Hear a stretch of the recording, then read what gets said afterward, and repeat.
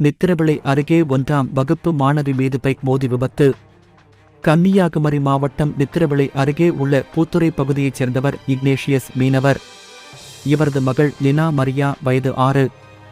இவர் பூத்துறையில் காருண்யாபுரம் பகுதியில் உள்ள ஒரு தனியார் பள்ளியில் 1ஆம் வகுப்பு படித்து வருகிறார். இந்நிலையில் நேற்று மாலை வகுப்பு முடிந்து வீட்டிற்குச் செல்லும் வழியில் சாலையை கடக்க மாணவி முயற்சி செய்தார்.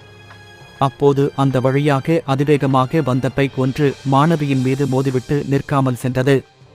இதில் மாணவிக்கு தலையில் பலத்த காயம் ஏற்பட்டது.